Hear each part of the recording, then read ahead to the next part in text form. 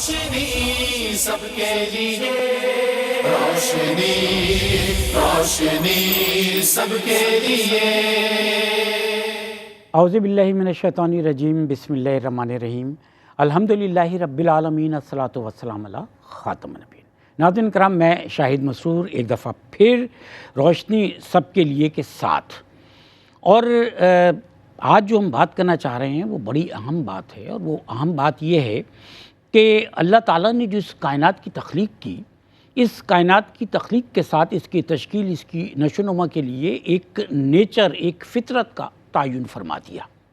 اللہ تعالیٰ نے جتنی بھی تخلیقات ہیں اللہ تعالیٰ کی اس کائنات کے اعتبار سے، ان سب کو ایک نیچر، ایک فطرت دے دی، اور پھر اسی فطرت کے مطابق انسان کو پیدا فرما دیا۔ یہ کہا جاتا ہے کہ اللہ تعالیٰ نے اسباب پہلے باہم پہنچائے، پہلے تخلیق فرمائے، اور پھر ضرورت بعد میں تخلیق کی۔ یعنی انسان جب اس دنیا میں آیا، اس کو بھوک لگی تو غذا پہلے سے تخلیق کی گئی، جب اس کو پیاس لگی تو پانی کی تخلیق پہلے سے تھی۔ تو اسی طرح جب دنیا میں انسان آیا تو اس کے لیے ماں اور باپ، اور پھر اس کی وہ دنیاوی ضروریات کہ جن کے تحت اس کی پرورش اور نشو و نما ہوتی ہے، وہ اللہ تعالیٰ نے اس کی ضرورت کے مطابق، اس کی فطرت کے مطابق، یعنی اس کے نیچر کے مطابق تخلیق فرما دی۔ پھر تعلیمات بھی تخلیق فرما دی، بتا دیے نیچر کیا ہے، اس نیچر کی ضرورت کیا ہے، اور اس ضرورت کو پورا کرنے کے لیے اسباب کیا ہیں۔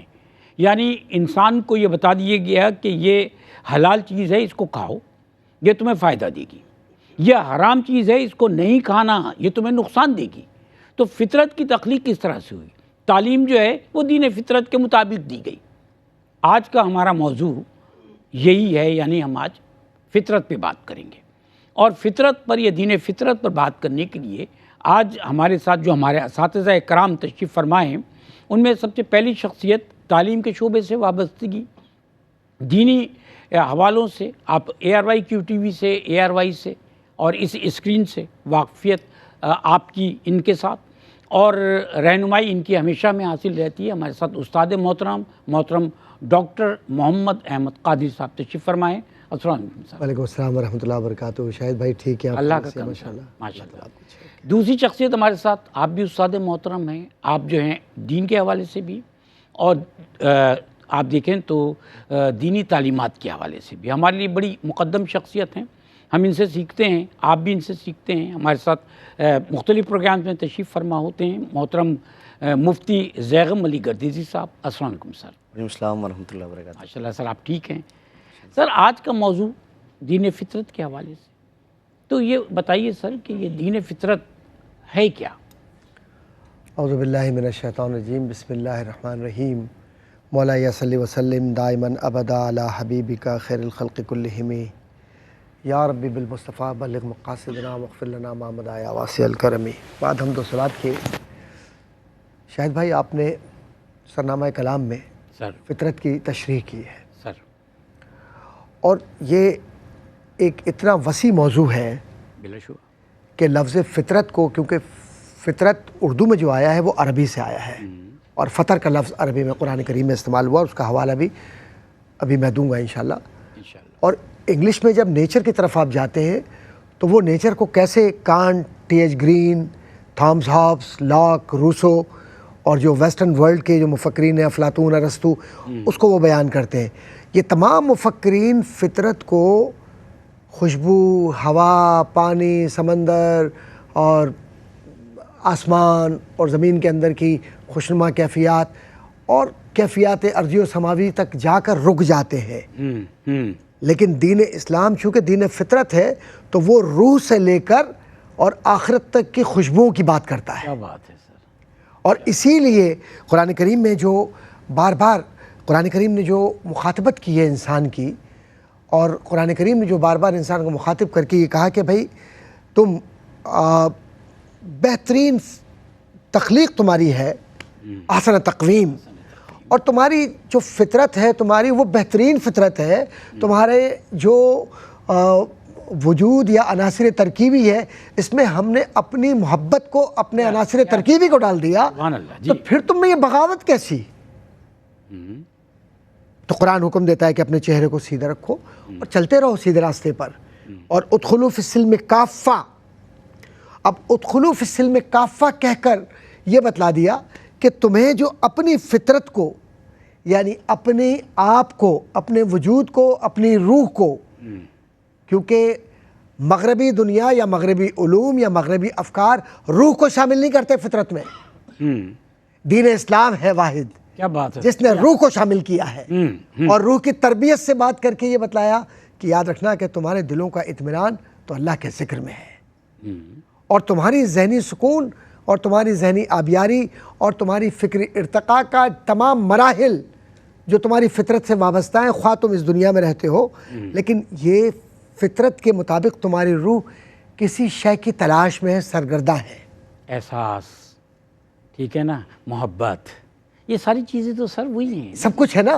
اب سوال یہ پیدا ہوتا ہے کہ یہ احساس اور محبت، سکون اور یہ سکون، جی سر، اب اس کے لیے قرآن کریم نے جو اصطلاحات استعمال کی، فطرت اللہ، اب یہ فطرت کا لفظ، اللہ کی جو فطرت ہے وہ کیا ہے؟ قرآن کریم میں دوسری جگہ استعمال ہوا ہے صبغت اللہ، اللہ کا رنگ، تو پتہ یہ چلا کہ اللہ کے رنگ کا اور اللہ کی فطرت کا کوئی تعلق ہے انسان کے وجود میں۔ کیا بات ہے، جی ہاں، اور یہ جو آج کا جو دور ہے، اس دور کو یہ بتلا دیا کہ تمہاری جو فطرت ہے اس کے لیے قرآن کریم کہتا ہے کہ اللہ نے اپنی فطرت کے مطابق انسان کی تخلیق کی ہے۔ کیا بات ہے، سبحان اللہ، جی، اب یہ فطر الناس علیہا، اس لیے تو ہم اللہ تعالیٰ کی فطر الناس علیہا کا مطلب یہ ہوا کہ اب نہ سمجھو خاک کا پتلا، جمال کبریا میں ہوں۔ نہ سمجھو خاک کا پتلا، آپ تو شاعر ہیں ماشاء میں اللہ۔ ہوں، کیا بات، اب اس مصرعے کو اپنے سامنے رکھیے، یہ ایک تخلیقی مصرعہ ہے، اور یہ تخلیق سے نکل کر فطرت انسانی کو جب اپنے رنگ میں رنگتا ہے تو صبغت اللہ کی طرف لے جاتا ہے۔ سبحان اللہ، اور یہ جو کیفیت ہوتی ہے کہ اب جب انسان اس کیفیت میں آ جاتا ہے تو وہ انسان اصل میں اپنی فطرت کو ڈھونڈتے ہوئے یہ دیکھتا ہے کہ میری فطرت کی رہنمائی کون کرے گا؟ فطرت کی رہنمائی سوائے وہی کے کوئی انسان نہیں کر سکتا۔ جس نے فطرت تخلیق کی، فطرت کو پیدا کیا، انسان کو اس کے مطابق پیدا کیا، اور وہی کے ذریعے بتا دیے کہ دیکھو یہ فطرت ہے، یہ تقاضا ہے، اس کو پورا کر دو۔ اب یہ جی، تو شاہد بھائی، اب جب یہ فطرت کے مطابق ہے تو جس نے انوینشن، جس کی انوینشن ہے وہی تو اس کا مینول دے گا نا۔ وہی تو مینول دے گا۔ اب چاہے آپ آرٹیفیشل انٹیلیجنس کے ذریعے کتنی ہی تخلیقات کر لیں، اس کا محرک اس کا پروگرامر ہوگا، لیکن اس پروگرامر کے پیچھے بھی تو ایک پروگرامر ہے جس نے فطرت ڈالی کہ تحقیق کرو، تجسس کرو اور دیکھو۔ اب اس کیفیت کے اندر کس لیے انسان کو کہا کہ کنتم خیر امۃ اخرجت للناس تأمرون بالمعروف وتنہون عن المنکر، تمہاری فطرت کو ہم نے دو اصول دے دیے ہیں اور مکلف بنا دیا ہے۔ اب تم کسی پر الزام مت دینا کہ یہ اس کی وجہ سے ہوا، یہ اس کی وجہ سے ہوا، تمہیں یہ دے دیا حکم کہ تأمرون بالمعروف، کہ تم اچھائی کا حکم دینے والے بنو، اچھائی کو اپنی زندگی کا حصہ بنا لو، اور اچھائی اور خیر کو اپنی زندگی میں لے کر اس طرح چلو کہ جب وعدہ کرو تو سچا ہو، زبان ہو تو پکی ہو، اخلاص نیت ہو، عبادت ہو۔ تو کیا عبادت ہے کہ ہم نے تو جو جنات ہیں اور انسان ہیں ان کو عبادت کے لیے پیدا کیا، قرآن کہہ رہا ہے۔ تو عبادت سے عبادت محض ہے، یہ عبادت حقیقی اور روحانی ہے۔ تو حقیقی اور روحانی عبادت اس وقت ہوگی جب آپ گناہوں سے بچیں گے، نہیں عن المنکر، نہیں عن المنکر، جی، اور جب منکر کا مطلب انکار کریں گے ہم اس شے کا جو ذات خداوندی کے خلاف کھڑی ہے، طاغوتی قوت کا، کسی اور خدا کا، کسی اور وجود کا، کسی اور نہج کا، صرف کہیں گے میرا رب ہے جو عبادت کے قابل ہے۔ سبحان اللہ۔ سر فطرت کی بات ہوئی اکرم صاحب، فطرت اور پھر فطرت کے تقاضے، یہ بتائیے ہمیں کیا ہیں؟ بسم اللہ الرحمن الرحیم، اللہم صلی علی محمد وعلی آل محمد وبارک وسلم۔ بہت شکریہ شاہد بھائی۔ فطرت سے متعلق بنیادی طور پر ہم اگر قرآن کریم کا مطالعہ کریں تو ہمیں یہ تصور دیا جاتا ہے کہ کسی بھی انسان کو جب اللہ رب العالمین اس دنیا میں پیدا فرماتا ہے تو صرف وہ اس کو اس کے وجود سے متعلق نعمتیں عطا فرما کر اس دنیا میں نہیں بھیجتا، بلکہ اسی کے ساتھ ساتھ ایک تعلق بھی اللہ تعالیٰ اسے عطا فرما کر اس دنیا میں بھیجتا ہے۔ اور جب بھی اس کی ولادت ہوتی ہے تو وہ اپنے اس وجود کے ساتھ ساتھ اپنے رب سے تعلق کا اور اپنے رب سے جو رشتے کا جو ایک اس کا زیور ہے، ملکہ ہے، دولت ہے، وہ لے کر آتا ہے. یعنی وہ جو وعدہ الست تھا، الست بربکم قالوا بلی وربنا، تمام ارواحوں نے اللہ کی بارگاہ میں عرض کیا کہ باری تعالیٰ تو ہمارا رب ہے. تو یہ جو بندے اور رب کا تعلق ہے، یعنی اس کی ربوبیت کو ماننا، اس کی الوہیت کو، اس کی وحدانیت کو ماننا، یہ اس تعلق کے ساتھ اللہ رب العالمین ہر بچے کو اس دنیا میں پیدا فرماتا ہے. اور اسی کو حدیث مبارکہ میں فرمایا کہ ما من مولود کل مولود یولد علی الفطرہ فابواہ یہودانہ او ینصرانہ او یمجسانہ، کہ ہر پیدائشی بچہ، ہر بچہ فطرتاً وہ دین پر ہے، یعنی دین فطرت پر ہے، کہ وہ اپنے رب کی معرفت، اپنے رب کی الوہیت، اپنے رب کی ربوبیت کا ماننے والا ہے، اس کو تسلیم کرنے والا ہے.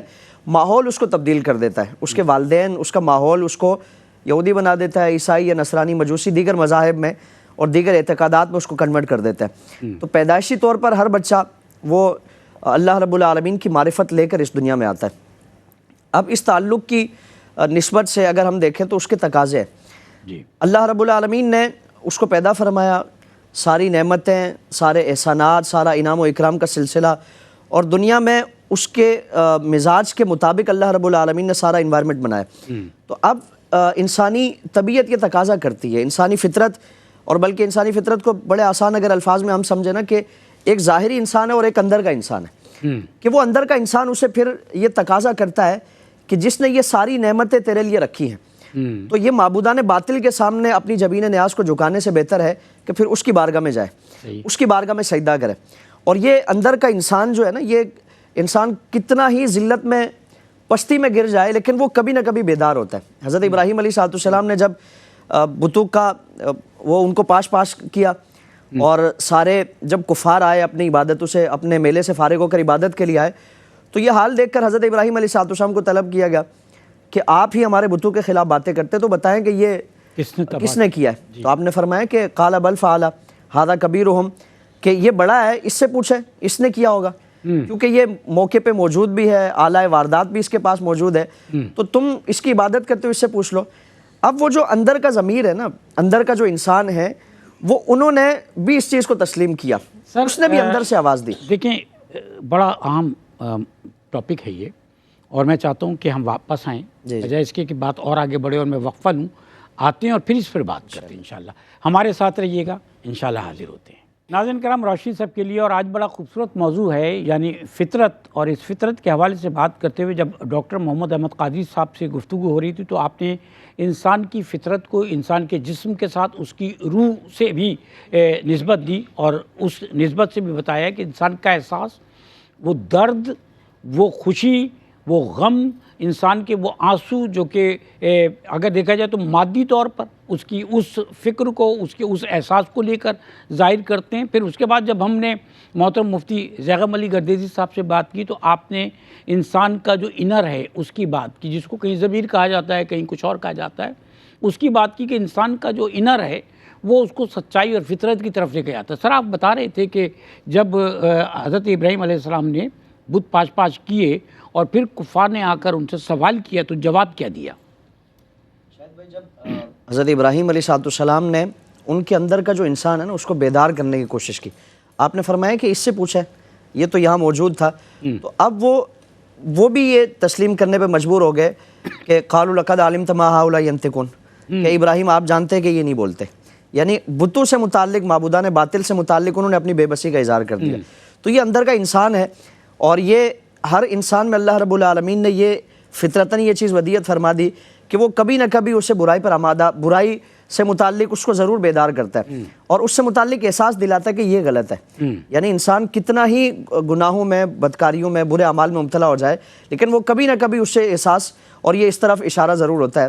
پھر اسی طرح اگر انسان کی طبیعت میں، انسان کی فطرت میں ہم دیکھیں، معاشرتی طور پہ اگر ہم دیکھیں، اللہ رب العالمین نے انسان کو معاشرتی حیوان بنایا کہ وہ اجتماعیت کو پسند کرتا ہے، لوگوں کے ساتھ مل جل کر رہنا پسند کرتا ہے. جیسے کہ مغربی مفکرین کے حوالے سے فرما رہے تھے ڈاکٹر صاحب، ارسطو نے یہی کہا. جی ہاں. تو اب انسان یعنی اکیلے اس کا زندگی گزارنا یہ مشکل ہے.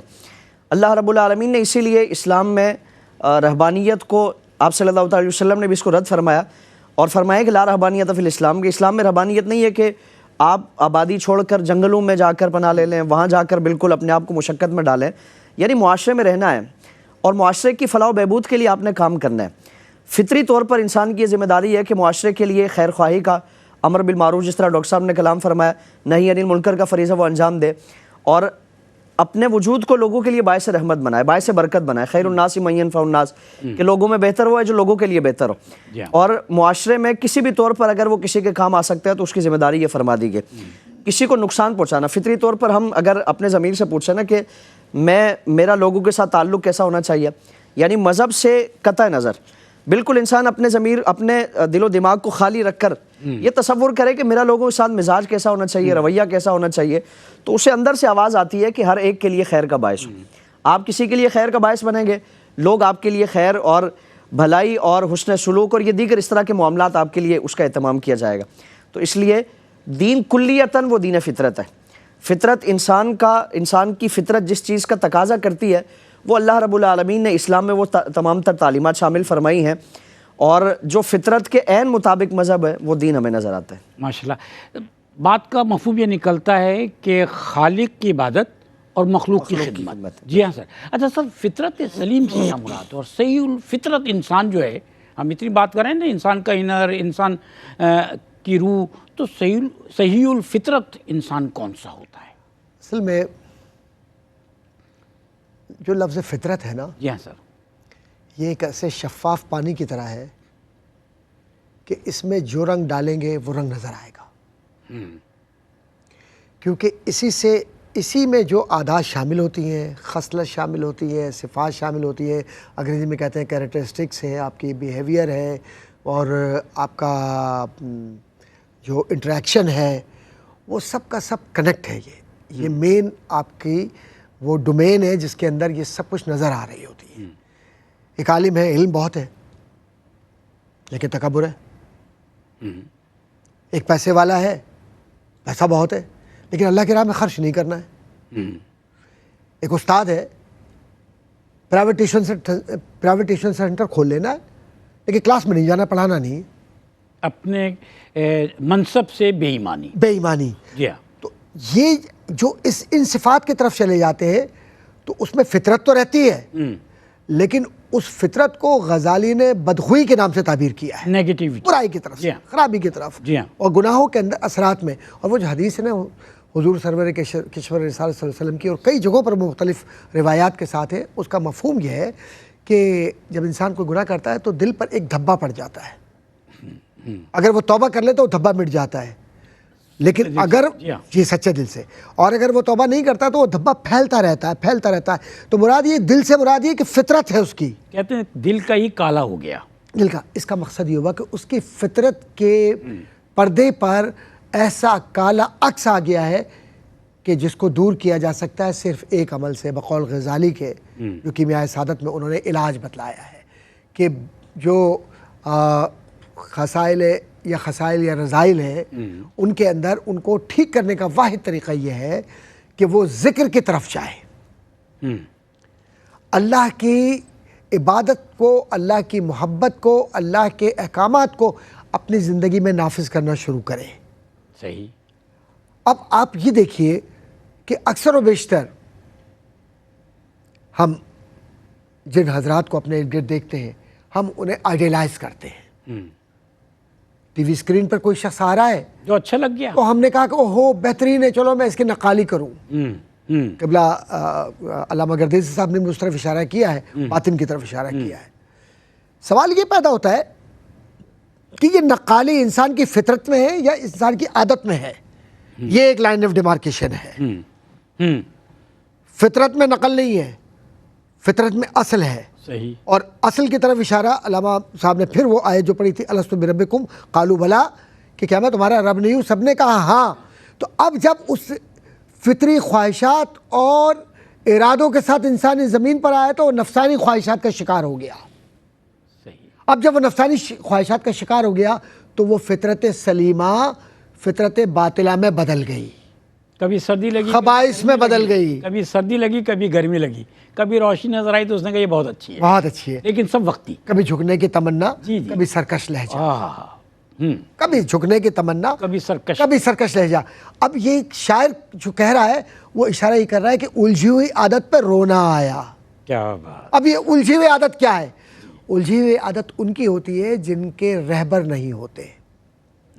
ہمارا رہبر حضور اکرم صلی اللہ علیہ وسلم کی ذات گرامی ہے، راہ بھی ہے، رہبر بھی، راہ بھی ہے، رہبر بھی ہے، کائنات لقد کان لکم فی رسول اللہ اسوۃ حسنہ۔ اس کے بعد جب اسوہ مل گیا تو فطرت بدل ہی نہیں سکتی، کیا بات ہے! وہ اصل میں رہے گی۔ لیکن ہوا یہ کہ ہم نے ڈیوائس تو لے لی جو اسلام ہے، کلمہ طیبہ پڑھ لیا، لیکن اس ڈیوائس کو جب ٹیون کرنے کا وقت آیا تو ہم اس وقت کنفیوز ہو گئے، کیونکہ اپنی ٹیوننگ کرنی تھی۔ اپنی ٹیوننگ کرنی ہے، اپنی ذات۔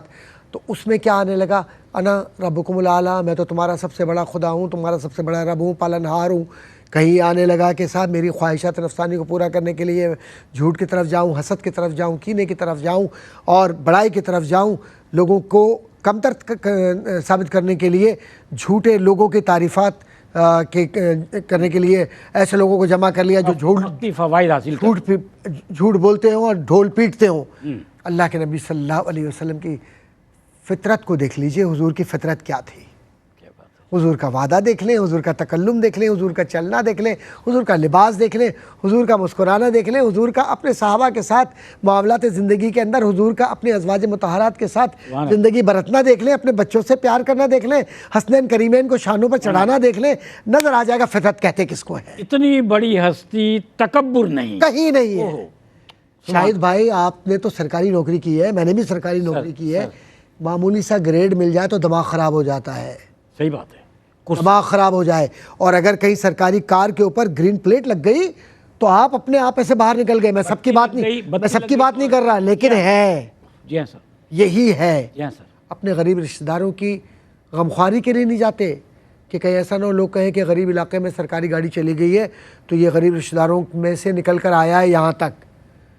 اپنا ماضی بیان کرنے کے لیے جب وہ منہ کھولتے ہیں بعض لوگ، بعض بزرگ مجھے ایسے ملے، میں اپنے شیئر کر رہا ہوں، کہ جنہیں اللہ نے بہت نوازا ہے پاکستان کے اندر۔ جی ہاں سر، آپ یقین جانیں ان کی اولادیں کہتی ہیں کہ خبردار آپ اپنا ماضی بیان نہیں کریں گے والد صاحب، کیوں کہ اس سے ہماری زندگیوں پہ اثر پڑتا ہے، ہماری پرسنل لائف خراب ہوتی ہے، ہماری بیوی ہم سے ناراض ہوتی ہے، ہمارے سسرال ناراض ہوتا ہے۔ جبکہ اصل میں ماضی اگر کمزور ہے اور آپ نے استحکام حاصل کیا، یہ تو کامیابی ہے، یہی تو کامیابی ہے۔ سکسیسفل سٹوری ہے۔ جی ہاں سر، ٹھیک ہے، تو فطرت، جی ہاں، اصل میں آپ کو فطرت سلیمہ، اللہ کی اطاعت، اطیعوا اللہ واطیعوا الرسول واولی الامر منکم، اور کائنات کے اندر جتنی بھی خیر کے کام ہیں وہ کرتے جائیے، اور انسانیت کے فلاح فطرت کی ذمہ داری ہے۔ ماشاءاللہ۔ اچھا سر، ابھی ہم نے فطرت پہ بات کی، نیچر پہ بات کی ہے نا، انسان کی نیچر کے تقاضوں پہ بھی بات کر لی۔ بات یہ ہے کہ فطرت سے ہٹ کر جو کام ہوتے ہیں جس کو ہم کہتے ہیں غیر فطری عمل، کیا ہم یہ کہہ سکتے ہیں کہ جو عمل غیر فطری ہے وہ غیر اسلامی ہے؟ شاید بھائی جب ہم قرآنی اصطلاح کے طور پر فطرت کا لفظ استعمال کرتے ہیں تو فطرت سے مراد دین اسلام۔ اب وہ فطرت کے خلاف جو ہوگا تو وہ دین اسلام کے خلاف ہوگا۔ ٹھیک ہے، یعنی جب قرآنی اصطلاح کے طور پر جس طرح قرآن کریم کی آیت کریمہ بار بار پڑھی گئی، فاقم وجہک للدین حنیفہ فطرت اللہ التی فطر الناس علیہا، کہ لوگوں کو اللہ تعالیٰ نے دین فطرت پر پیدا فرمایا، تو اس سے مراد پھر دین اسلام ہے۔ اور فطرت کے خلاف جو کوئی بھی عمل ہوگا تو وہ دین اسلام کے خلاف ہوگا، یعنی کہ تمام تر جو دین اسلام کی تعلیمات ہیں وہ فطرت کے عین مطابق ہے اور فطرت کے تقاضوں کے مطابق ہے۔ پھر اسی طرح یعنی اب ہمارے ہاں اکثر عادت کو بھی فطرت میں شامل کر لیا جاتا ہے، طبیعت کو بھی فطرت، تو عادت و طبیعت یہ الگ چیز ہے، فطرت یہ الگ چیز ہے۔ پھر اسی طرح ہم دیکھیں یعنی اسلام کے جملہ جتنے بھی عبادات ہیں، عقائد و معمولات ہیں، وہ اسلام کے مطابق ہے۔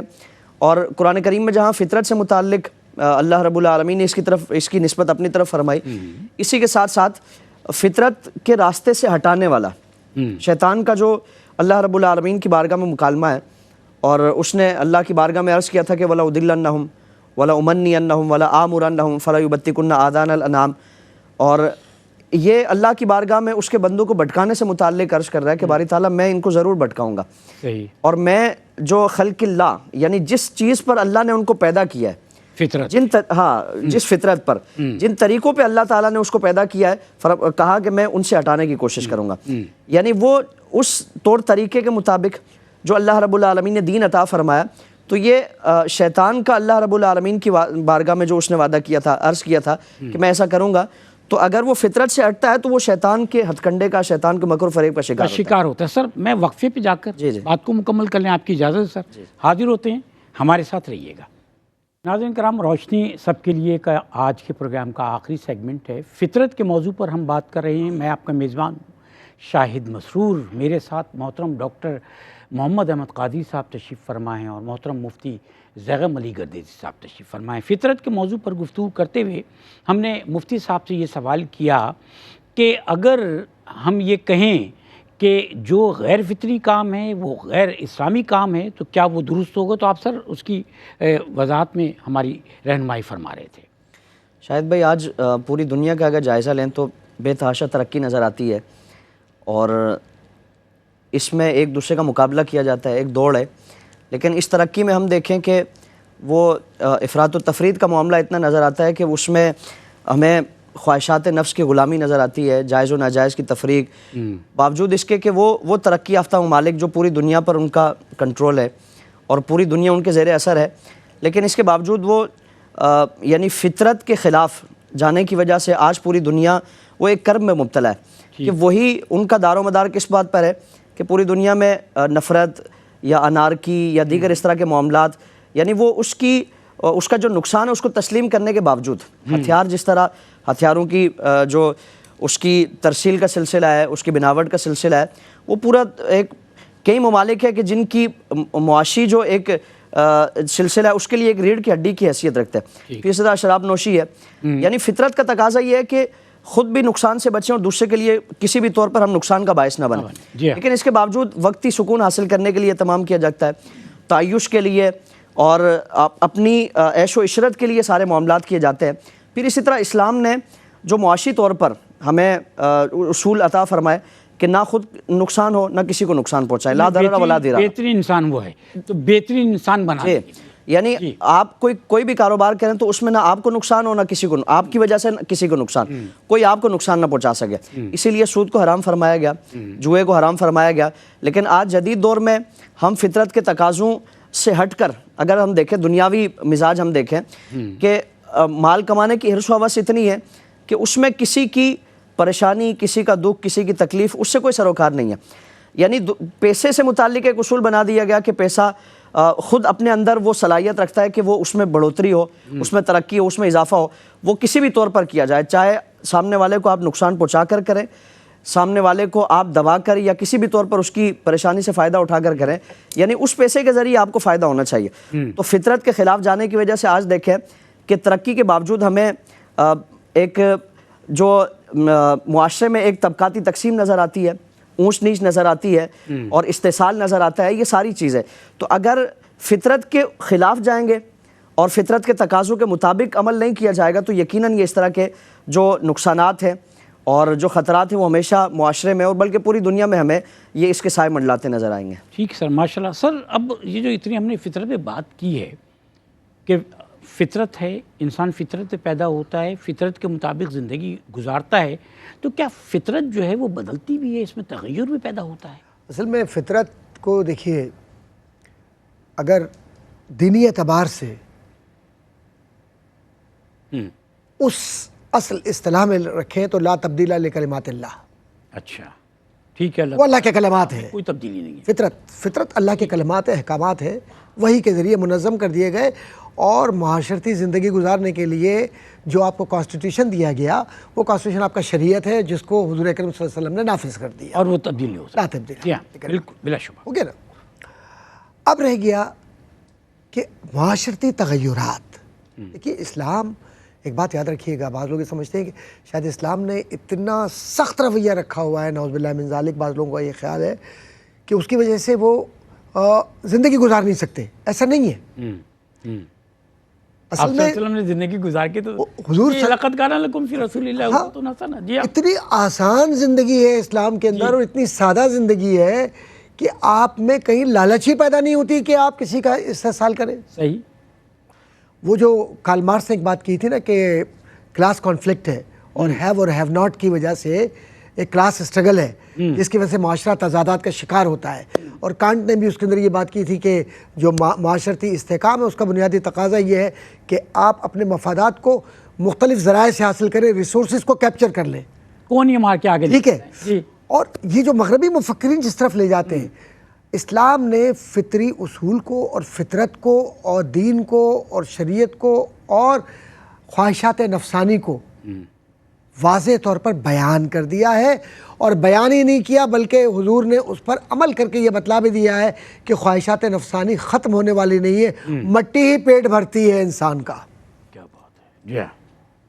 یہ جو لالچ ہے، حرص ہے، طمع ہے، فلاں ہے فلاں ہے. تو اب اگر آپ ایک پل کے لیے یہ سوچیں کہ آپ کو کس طریقے سے کیا آپ کی فطرت تبدیل ہو سکتی ہے. فطرت تو دین ہے حیثیت مسلمان کے، اور اللہ نے یہ بتلا دیا نا قرآن کریم میں حکم جو آیا وہ یہ ہے کہ اللہ نے اپنی فطرت پر انسان کو رکھا ہے. تو وہ فطرت کیا ہے کہ کسی غیر کو میرا شریک نہ ٹھہرانا، میرے مصطفیٰ کریم صلی اللہ علیہ وسلم جب آ جائیں تو ان کی اطاعت کرنا، میرے انبیاء اور رسول کی کتابیں جب تمہاری طرف آئیں تو ان کی تائید کرنا، اور اپنی زندگی کو، اپنے معمولات زندگی میں اپنے بچوں کے ساتھ ایسے رہو، اپنی بیٹیوں کے ساتھ ایسے رہو، اپنے معاشرے میں ایسے رہو. یہی فطرت ہے نا، اس کے علاوہ تو نہیں ہے. اب آپ نے اس میں جن معاشرتی برائیوں کا امتزاج پیدا کیا ہے جس کو کہتے ہیں فلیور. دیکھیے خواہش ہے. انسانی تاریخ کا ذرا مطالعہ کیجئے، پری ہسٹورک ایرا سے لے کر آج تک انسان جنگ و جدل، نفرت، کینہ، حسد، تکبر اور بڑائی کی طرف اور اپنے ہاتھ میں اختیار رکھ کر سارے معاشرے کو کچل دینے کا نام انسان ہے. اگر آپ دوسری طرف جائیں، اگر کنٹرول نہ ہوتی تکبر. ہاں، اس معاشرتی برائی کو ختم کرنے کے لیے اللہ نے بار بار انبیاء اور رسول کو بھیجا اور کہا کہ دیکھو ہم نے تمہیں یہ فطرت دی تھی، تم نے یہ کر دیا. ہم نے تمہیں یہ رنگ دیا تھا، تم نے اس میں یہ خرابی پیدا کر دی. ہم نے تمہیں یہ کہا کہ عیسیٰ کی اطاعت کرنا، موسیٰ کی اطاعت کرنا، شیس اور ادریس کی اطاعت کرنا، کیونکہ اس میں تمہارے لیے خیر ہے. بہترین. اور تمہیں اس کے بعد ہم نے تمہیں تمام صفات کاملہ کا ایک مجسمہ کامل محمد مصطفیٰ صلی اللہ علیہ وسلم عطا کر دیا. سبحان اللہ. اور تم اس کے بعد بھی اگر بھٹکے رہو اور اس کے بعد بھی اپنی خواہشات نفسانی کے ساتھ رمضان آ جائے تو جو اشیاء سستی ہونی چاہیے اس میں مہنگائی کر دو. جہاں غریبوں کی مدد کرنی ہے وہاں کا چندہ جمع کیا. میں سب کی بات نہیں کر رہا لیکن کچھ لوگ ایسے بھی ہیں. اور جناب اس کے اندر خیانت کی. یا کہیں نماز کا وقت آیا کہا کہ بالکل آخری رکعت میں جا کے شامل ہو جاؤں گا، بس اللہ اکبر کر دوں گا. یہ تو اللہ کو ایسی عبادات کی ضرورت نہیں ہے. اللہ تو ویسے بھی کسی ہر شے سے پاک ہے، بے نیاز ہے. اس کی فطرت صرف ایک ہے کہ جو تمہیں پاکیزہ رنگ دیا ہے اس پاکیزہ روح کے ساتھ تم ارجعی الی ربک راضیۃ مرضیہ، اللہ کی طرف لوٹو خوشی خوشی، تاکہ ہم کہیں کہ رضی اللہ عنہم ورضوا عنہ، کہ اللہ ان سے راضی ہوا. اور اللہ سب کے ساتھ اس لیے راضی ہوتا ہے کہ وہ فطرت کو پاکیزہ رکھتے ہیں. کیا بات ہے سر. اچھا یہ تو طے ہوا کہ فطرت جو ہے وہ اگر ہم دیکھیں تو نہ دین میں تبدیلی نہ شریعت میں تبدیلی. اب فطرت سے بغاوت ہو رہی ہے، تو فطرت سے بغاوت کے اسباب کیا ہیں، وجوہات کیا ہیں؟ سر میرے پاس 3 منٹ ہیں صرف. شاید بھائی اگر بنیادی طور پہ ہم دیکھیں تو 3 چیزیں ہمیں نظر آتی ہیں.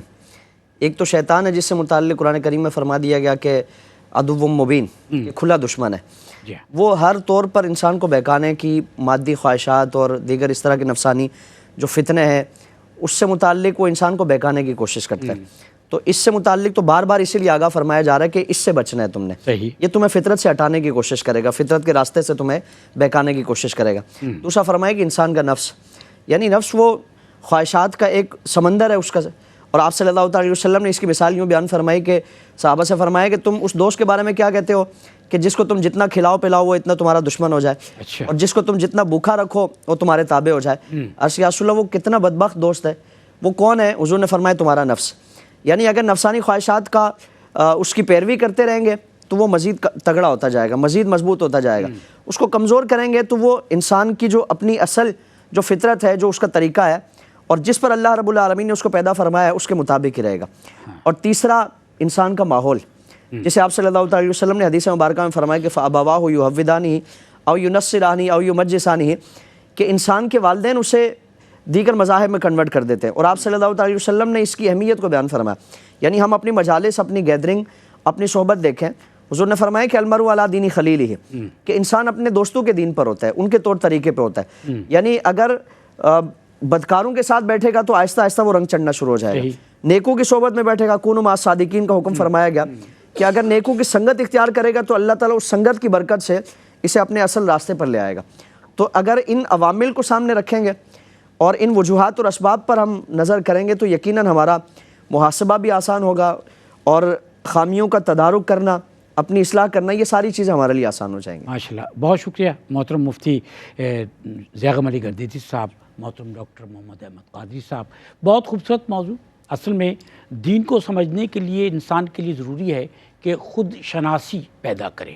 خود شناسی اصل میں خدا شناسی کی طرف انسان کو لے کے جاتی ہے. اور جہاں تک بات ہوئی معاشی اعتبار سے، ہم نے جو فطرت کی بات کی، جب انسان معاشی طور پر اس دوڑ میں شامل ہو جاتا ہے تو کسی نے کہا کہ جب انسان کی زندگی سے سادگی جاتی ہے تو سکون بھی چلا جاتا ہے. اور جہاں تک بات فطرت کی ہوئی تو فطرت سچائی ہے. اصل میں یہ وہ سچائی ہے کہ جو صبح کے نور کی طرح ہے کہ ہر رات کے بعد سویرا ہوتا ہے. جس طرح چاند چمکتا ہے تو وہ اپنی فطرت کے مطابق، سورج چمکتا ہے تو وہ اپنی فطرت کے مطابق، اور یہ روشنی لے کر آتے ہیں. انسان کا ضمیر اگر روشن ہے تو اس کے اپنے وجود کے اندر روشنی ہو جاتی ہے. انسان کا دل جیسے کہا گیا اگر کالا پڑ جائے تو اس کے کرتوت کالے ہو جاتے ہیں. تو اللہ تعالیٰ نے فطرت کی روشنی انسان کے اندر رکھی ہے. انسان اس روشنی کو جتنا بجھاتا چلا جاتا ہے وہ اسی حد تک فطرت سے ہٹتا چلا جاتا ہے. اور یہ جو سچائی ہے وہ سچائی یہ ہے کہ جیسے ابھی حضرت ابراہیم علیہ السلام کا واقعہ یہاں بیان کیا گیا، تو ان کفار کے دلوں میں سے، ان کے انر سے جو الفاظ نکلے وہ سچائی تھی، وہ فطرت تھی کہ جو بت ہیں وہ خود نہیں بول سکتے، یہ سچائی انہوں نے بیان کر دی اور یہ فطرت ہے جو انہوں نے بیان کر دی. تو دنیا میں جہاں جہاں سچائی ہے وہاں وہاں فطرت ہے، کیونکہ اس سچائی کو اللہ تعالیٰ نے پیدا کیا. اس سچائی کے ساتھ انسان کو اللہ تعالیٰ نے اس دنیا میں بھیجا اور اس سچائی کا پیغام لے کر انبیاء کرام کو اور رسول کو اللہ تعالیٰ نے مبعوث فرمایا اس دنیا میں، اور پھر اس سچائی کو دین اور شریعت کی صورت میں آپ صلی اللہ علیہ وسلم پر مکمل فرما دیا. پروگرام میں آپ سے اجازت چاہیں گے. شاہد مسرور کی اجازت دیجیے. اللہ حافظ.